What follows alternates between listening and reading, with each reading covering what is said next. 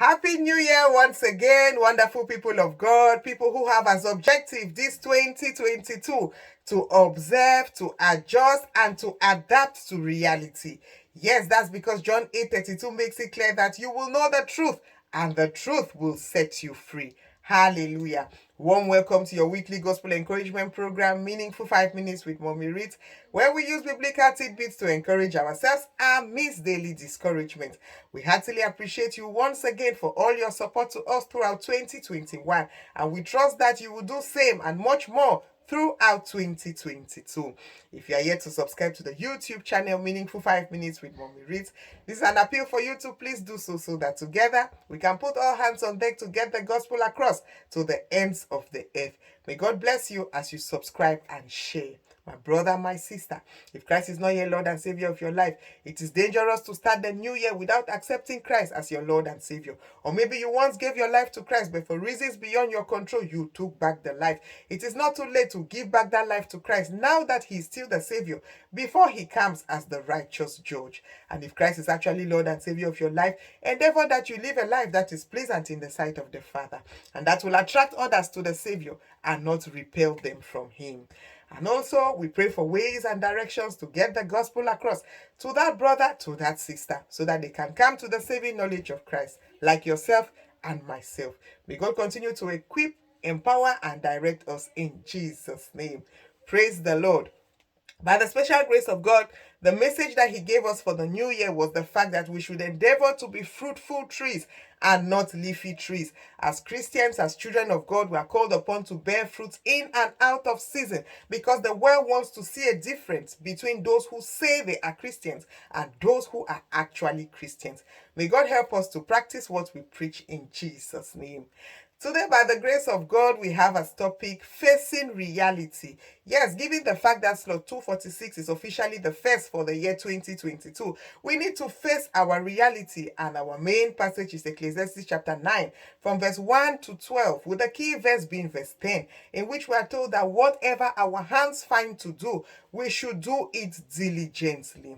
Beloved in the Lord, we need to come to terms with the fact that if something has been working right, we can still improve upon it. But if something has not been working right, that old method, that old association, that old habit has not been yielding much fruit, it is not time to continue speaking English. It is time to make an effort to move in the right direction. If you look at an example of maybe a man or a brother who is busy sending a sister to school as a wife, as a fiancé, or whatever she is to you, that in itself is not bad. But ensure that as you send that sister to school, you too don't rest on your laurels. You find something to do, you learn a skill, you learn a trade, you get yourself enrolled in a program. You also watch your looks, so that tomorrow that sister will not be the kind of person who will only be introducing you as, that is my husband, that is my fiance, and never ever, this is my husband or this is my fiance. Or maybe you as a wife, you are making sure that the home is in order, and then the husband is doing all he can to back the PhDs and all the degrees that you can think of.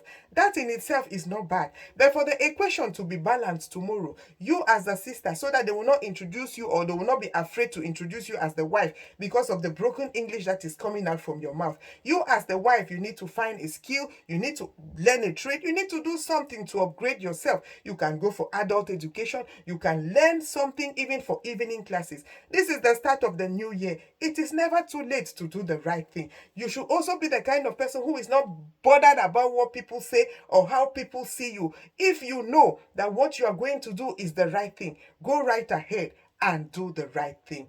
Also, as we face reality, we should remember that Zechariah 4:10 has told us that we should not despise the days of little beginnings. Whatever it is that you are doing, however little it is, if the hand of the Lord is upon it, it will definitely do well in the future. And also, as we face reality, if somebody is doing better than you in this new year, don't try to pull that person down. Instead, try to encourage that person, because when that person is successful tomorrow, your name will be attached to that person. Look at the story of David and Jonathan in 1 Samuel chapter 20. Though David is the one with the anointing, Jonathan does not pull him down, because there's no way you can complete the story of David without mentioning Jonathan's name. And so stop pulling that person down. Instead, try to pull that person up so that tomorrow your story or your name will be a part of that person's story. If you go ahead to help people this new year, don't expect anything in return, because if they eventually don't do what you expect, you might be discouraged and quit helping other people. But be the kind of person who, like Apostle Paul, helped all and sundry and prayed that some should remember him the way Luke and Timothy remembered him in 2 Timothy 4:11. We should be the kind of people who are honest with ourselves and who are ready to face reality in order to adapt and to adjust this new year.